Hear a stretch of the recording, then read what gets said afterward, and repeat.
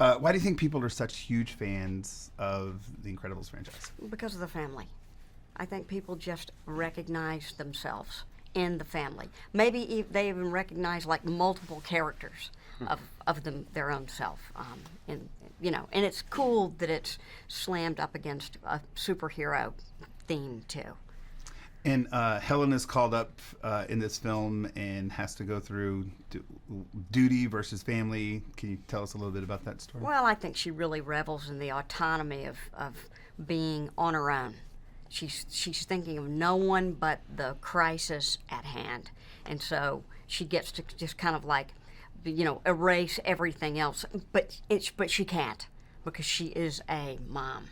So she always leaves room for the possibility of an interruption or to go back to her family. But I think she celebrates that part of herself, that she is a superhero and loves it. And Bob you guys already had 2 children, and the question here that was given to me is, why does Bob struggle with Jack? Why? Well, first of all, he's a baby and he's not sleeping very well, and that translates. But I think he's having difficulty with all his kids. But then getting to know them, getting to know what their talents are, how to relate to them in a way that they listen and respond, and then he's hearing himself become a parent really for the first time. In a little one, that's more visible, if you will, than in somebody that's gotten a little older, because I think more of your own deficiencies show up. But for Bob... With little ones? With little ones, yeah. And I think what I think he finds is that his talents, Jack's talents, that he understands those and can embrace them. And then I think there's like a teachable moment where he can help him adjust to it, or hopefully. And can I hear from both of you about the relationship between Bob and Helen and what makes it so great? Well, I think there's true love there. I mean, I think they truly admire each other. I think, that I ultimately really do have trust that the kids are going to be great with you. Otherwise, I wouldn't be able to do it.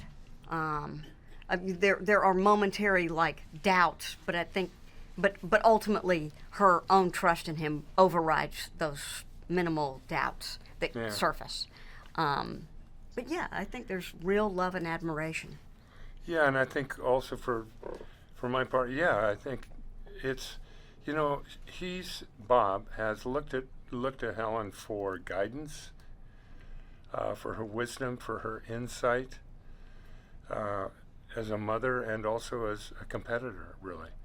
That's cool. And he finds a lot of strength in himself through her.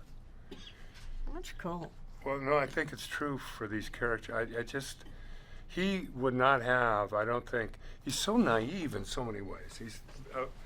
He's fairly innocent, and she's able to, when she dissects the crime that's being committed in the second one, she's much more facile in that regard than he is. He's more head-on, give me a problem, I'll solve it, I'll break through it. Hers is more dialectic. I mean, she's able to trace it down, Lastly, they want to know, if you could have a superpower, what would that superpower be? I think mine would be compassion. Atta girl. Yeah, because I was going to say maybe just a little bit more sleep. Oh, yeah. No, I don't. What would my superpower be? What would my superpower be, Craig? Well, I want to say languages.